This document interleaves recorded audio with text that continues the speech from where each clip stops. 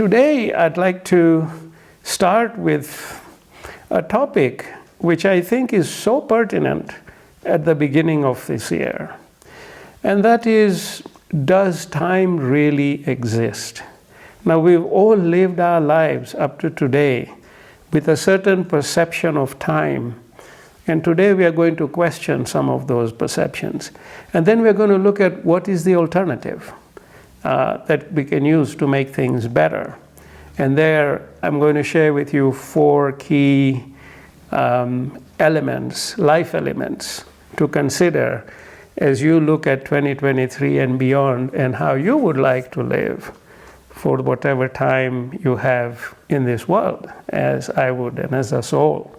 So, let's look at the definition of time first. As we always do, we go to the published literature and say, what does the published literature say? And then we come to the core message of what we would like to cover.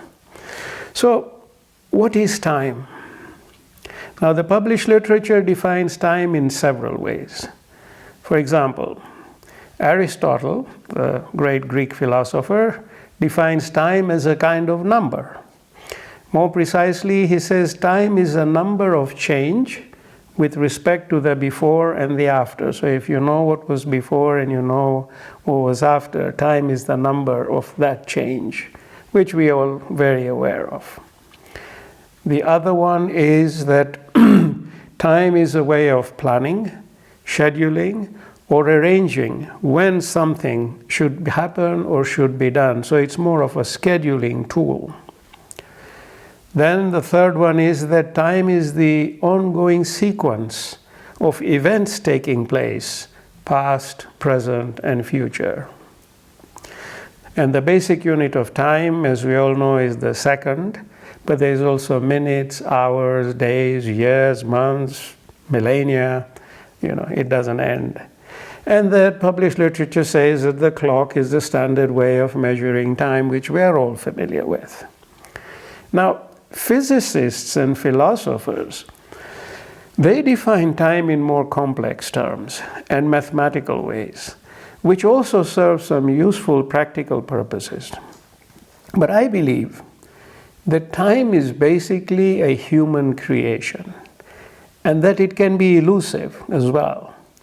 Now let us look at some of the historical records relating to time the way we know it. And it raises some interesting questions when we look at history. Firstly, according to the archaeological evidence, the Babylonians and the Egyptians began to measure time at least 5,000 years ago, introducing calendars to organize and coordinate their communal activities and public events, to schedule the shipments of goods, and in particular to regulate the cycles of planting and harvesting. So this all started 5,000 years ago. And the ancient Egyptians are known to be the originators of the 24-hour day. The New Kingdom, which lasted from 1550 to 1070 BC, saw the introduction of a time system using 24 stars, 12 of which were used to mark the passage of the night. So 24 stars, that's where we come with the number 24. And they also established hours of different length to allow for the fact that summer hours were longer than winter hours. So this goes back to 4,000 or 5,000 years ago. Sundials were the earliest known timekeeping devices. So they initially appeared in Egypt and Mesopotamia around 3,500 BC. Now, sundials consisted of a tall vertical or diagonal standing object used to measure time called the gnomon. And sundials were able to measure time with relative accuracy by the shadow caused by the gnomon. So based on sunlight, by the shadow, they could measure time. Now, I was growing up on a farm in Kenya in the early 70s and in the 60s. And our workers used to draw a circle in the ground and put a stick in the middle. Now, we were at the equator, so it was a fairly reliable way. And they read the time based on the shadow of the stick. So we as humans have always associated or found ways of measuring time using natural phenomena. Now, many have asked the question, why does a minute have 60 seconds? Why not 100 seconds? Who decided on these time divisions? And the division of the hour into 60 minutes and the minute into 60 seconds, all that came from the Babylonians, who used what is called a sexagesimal, which means counting in 60s, system for mathematics and astronomy. So they derived their number system from the Sumerians, who were using it as early as 3500 BC. By contrast, our modern day mathematics uses the decimal system, counting to 100. Yet we've remained stuck to a 3,007-year-old system, counting in the 60s where time is concerned, when our world has moved on to decimals. Strange, isn't it? Why do we stay stuck? Then who decided on 24 hours in a day? So Hipparchus, whose work primarily took place between 147 and 127 BC, he proposed dividing the day into 24 equinoctial hours, based on 12 hours daylight, 12 hours darkness, observed on equinox days. So the Egyptians came up with the 12 stars, and this guy said, well, there's an equinox equal 12-hour day, 12-hour night, and so we will base it on that. And so despite that suggestion, people continued to use the seasonally varying hours for many centuries. So here we are today, using these age-old time definitions based on the units of 60s, the sexagesimal way, a system that nobody has used in science for centuries. Why do we do that? Interesting point is that our world has shot so far ahead technologically, but our system of time still remains ancient. Wonder why? I would say that it is possible that down the road, we as humans may redefine time to better fit our numerical units, like decimals, for example.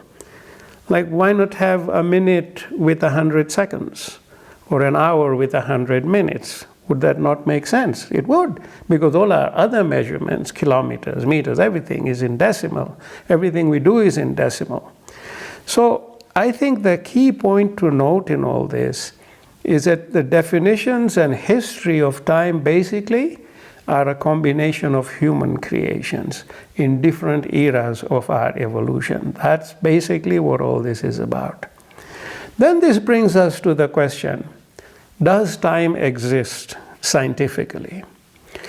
Now, according to the physicist Carlo Rovelli, he says, although time does emerge in scientific context, it is an illusion born out of our incomplete knowledge. That was his assertion. He said time is not something that exists objectively. Time is a derived concept. It is not something fundamental. Now, what does he mean by that? He's suggesting that basically life is fundamental. We cannot argue against it because it is something that exists by itself. It's fundamental. This is not true for time, because time does not exist by itself. It is a concept derived by humans. Albert Einstein was asked, is time an illusion? He replied, people like us who believe in physics know the distinction between past, present, and future. And it is only a stubbornly persistent illusion. Time, in other words, he said, is an illusion. So many physicists have shared this view that true reality is timeless. We've heard the word eternal and timeless so often in the spiritual context. So my dear friends, having thought deeply on this subject, I would fully agree with Albert Einstein's assertion that time is indeed an illusion. It's an illusion that serves a practical purpose in our world in terms of synchronizing life events. So I believe that contrary to conventional education and a lot of things I've learned through my education, is life is not governed by time. Contrary to all belief, it is not governed by time. I believe that life exists irrespective of time. For life is a process of dynamic manifestation, and we'll talk about it further today. It cannot be governed by time or anything for that matter. We are here because we have life. Time is just a tool. So now we need to take a step back from the world as we have known it thus far, a world of chaotic events, driven by an ever-shrinking availability of time. And we've all been living in this chaos every moment. Thus far, it is the reality we have come to accept. When we take a step away from the so-called reality, what do we see? We see ourselves like mice, running within circular wheels in a cage, going nowhere. That's what a lot of people in this world today, a lot of us find ourselves doing today, driven by extreme pressures of time. We are like those mice that go around that wheel. This raises the question, why do we, as intelligent beings, allow ourselves to accept and be governed by such a pointless so-called reality? Why do we allow that? This is a fundamentally important question to ponder. Can we, as of today, begin to redefine our lives by barring and disallowing time from being our master?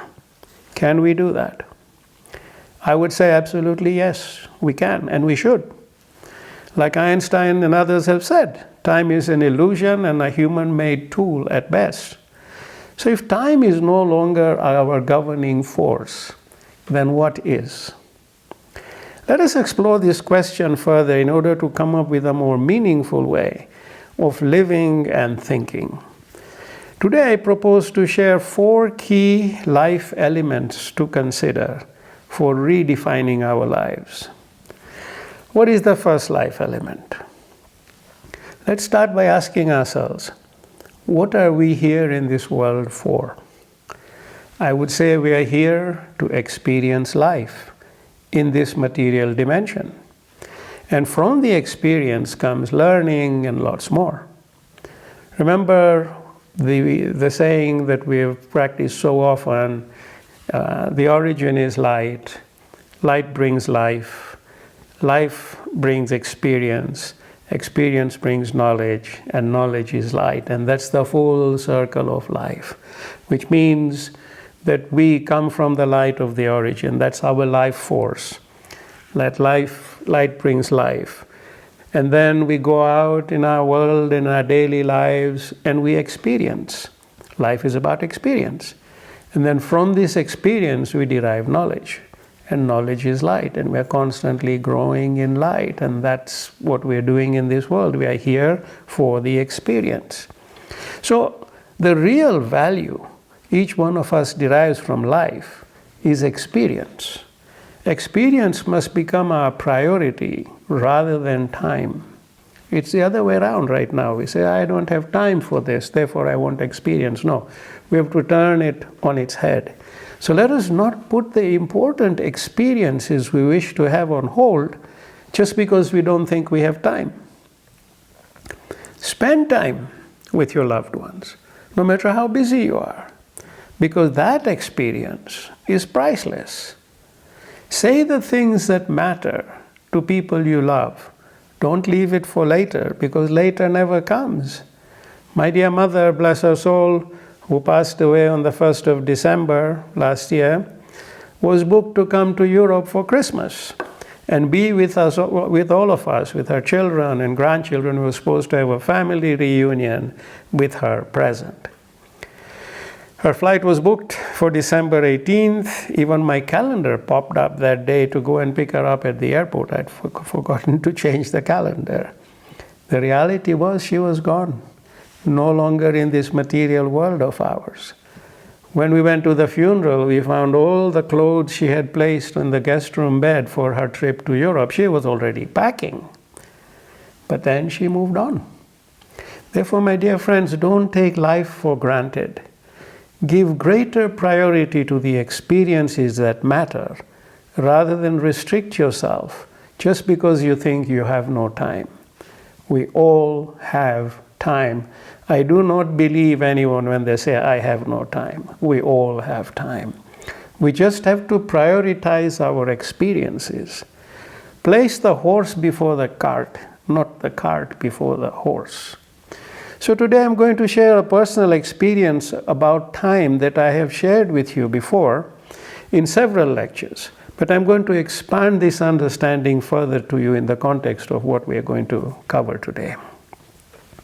I've related the experience that many years ago, I was in Portugal helping a lady with terminal cancer with her healing and meditating with her and her family.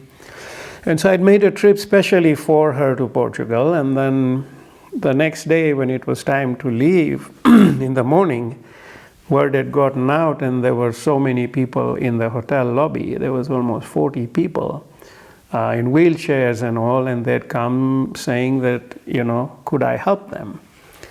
And the guy who was organizing my visit said no, because this is not scheduled and he has a flight to catch.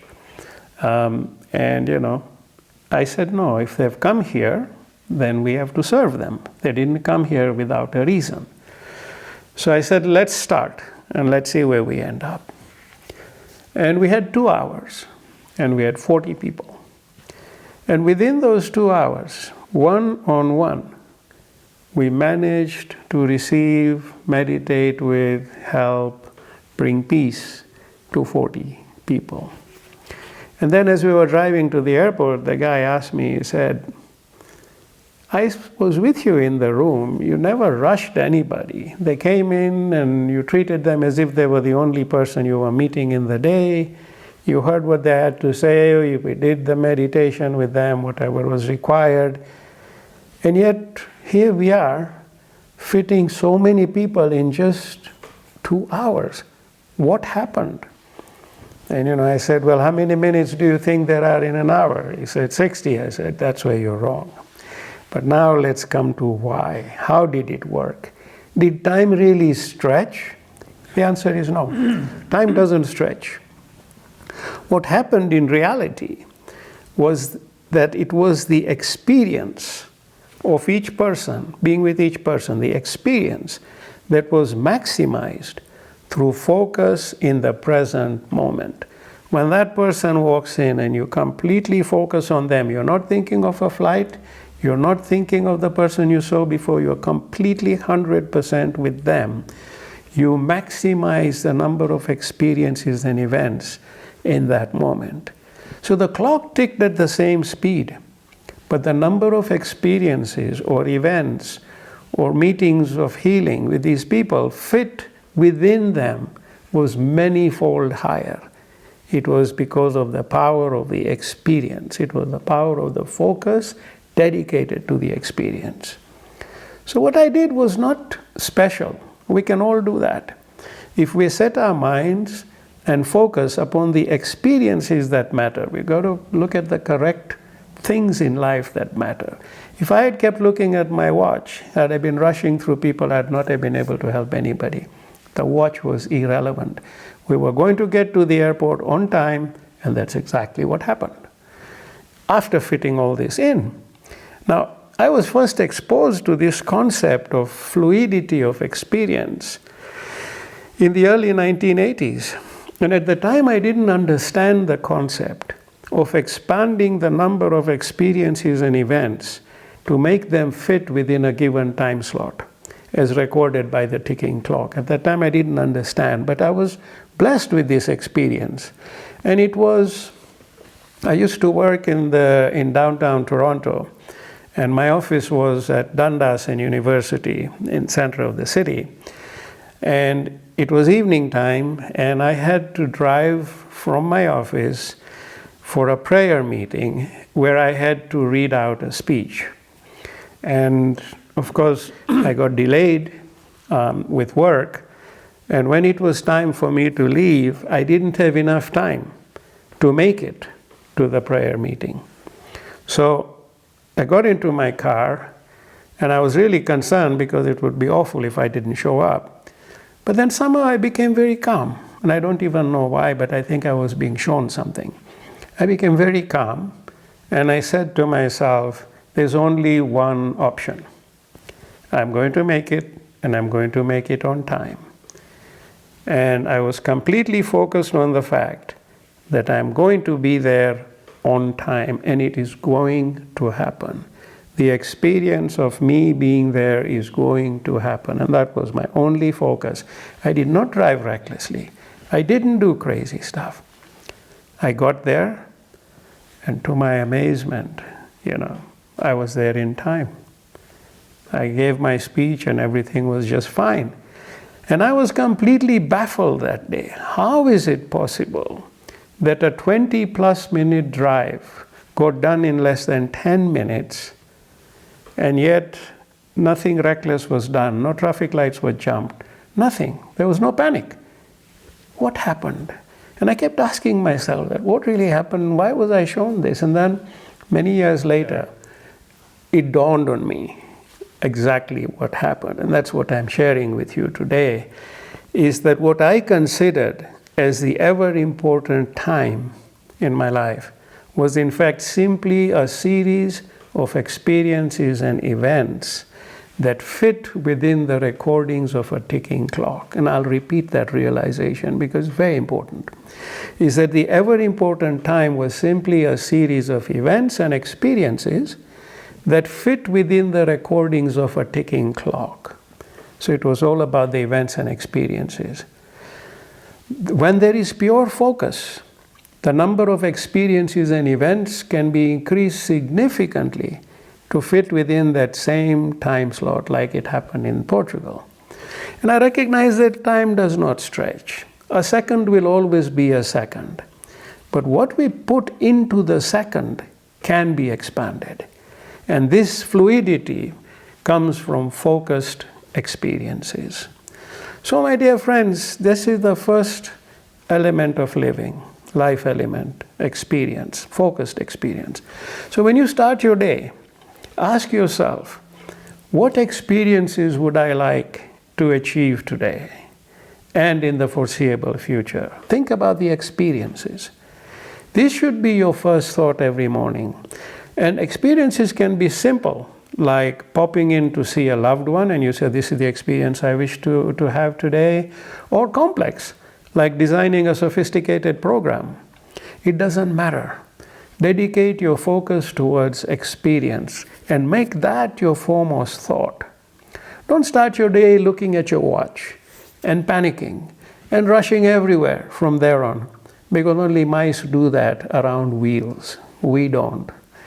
Think experience, don't think time. And you will find that everything fits, everything flows. And all that wasted energy in panic that comes from shortage of time disappears. Use time as an administrative tool to support the priority of your experience. So, what is the second element?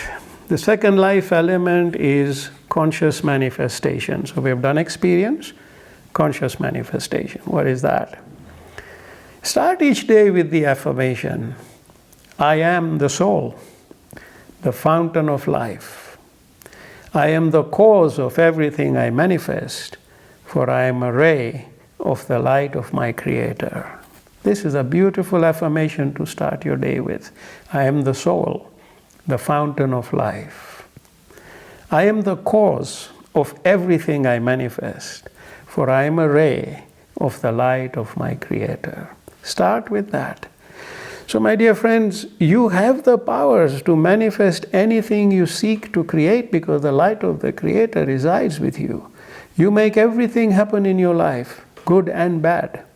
You are one who can manifest. So every morning after you have affirmed your experiences you wish to have, your next question should be, what would I like to manifest or create today and in the future? And like experience, manifestation can be something as simple as creating an event that you would like to experience, like a gathering of family and friends, or something as complex as creating an intricate piece of art or a multifaceted computer program, for example. You can manifest at any level. These two key premises, experience and manifestation, should become our core life priorities and driving forces. These two, not time. What comes next? What is the third life element? Remember, we are human beings. What does the word being mean? It means to be. So let us do exactly that.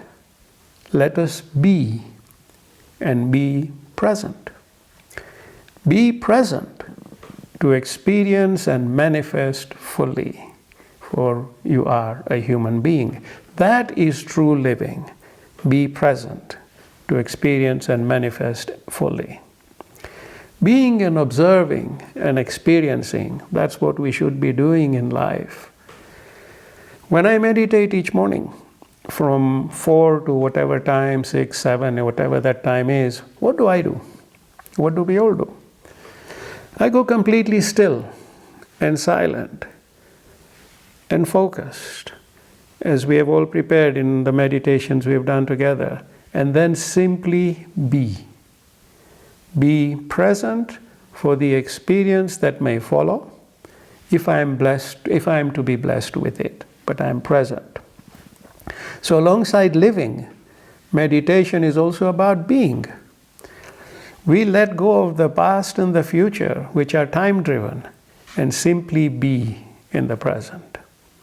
Simply be and focus on the Creator, on linkage with the Creator. And as we meditate for whatever duration we can, we are in effect being present to receive the blessing of light and peace. And when I finish my meditation each morning, I find myself in a deeply peaceful and grateful state, within an illuminated mind and being. Even as I go back to sleep after meditation, I'm completely present in light and peace because I am being. I can only achieve this by being, simply being. So the third element of life is to simply be. And this brings us to the fourth element, the final element. What is the fourth element of life? How does one measure life in the absence of time? How would you measure life? I would say that what really matters is our number of breaths. They are far more important than minutes and hours and days and years. Number of breaths. That's how life is actually measured. We all have a fixed number of breaths we are going to take in this world. Because breath is the flow of life force. It is the flow of the most essential element of living. The Buddhists do not teach children to read and write first. They teach them to breathe. Because breathing is the one single most powerful act of living. Stop breathing and you die very quickly. And breathing is integrally connected to our physical, mental, and spiritual being. Therefore, my dear friends, your time on earth runs out when your breath runs out, not when the clock runs out. Time is not your currency. Time is valueless. Breath is the currency that matters above all else. So now, this now adds a very important dimension for us to consider. How do we conserve and utilize our breath in a way where we can experience life fully? Firstly, remember, when you are angry or stressed, you breathe faster. You shorten your life with zero return. So anger and stress, for example, they come at a huge price. The price of the length of your life. It's wasted. Or talking constantly and pointlessly wasting your breath, it shortens your life. Therefore, it's best to listen 80% and speak for 20% or less. Save your breath. Use it when it matters. Emotionally strenuous relationships, for example, also cause you to breathe a lot harder. They shorten your life. So don't remain stuck in such relationships if you can. Find the freedom if you can so that you can breathe freely and carry on with your life. When you abuse intoxicants and stimulants, you breathe harder as your body gasps for oxygen. This shortens your life. The above four were examples of wasted breath that pointlessly shortens your life. But you also can invest your breath in ways that save a great deal more breaths in the future. For example, when you exercise your body, you breathe harder and faster. But this is a good investment of your breaths because it fosters a healthy body. You are paying forward your breaths in exercise so you can save multiple fold breaths by not becoming sick or weak or less able to function. So we have to be wise about how we invest our breaths and how we avoid wasting them. So we should consciously strive to adopt ways of living that make our lives longer in terms of time by conserving and managing our breathing better. So these are the four life elements. And my dear friends, when you stop thinking of your life in days and years and start thinking of the length of your life in terms of the number of breaths, your whole outlook to living will change. It will change for the better. Remember, some people who die at the age of 60 could have lived for another 10 or 20 years longer in terms of time, human-made time, if their breaths had not been wasted away. So in conclusion, I'd like to leave you with a few simple thoughts today. Number one, time is a human-made concept for life administration purposes. That's all it is. Time is not real. It does not exist like life does. Time is a valueless currency.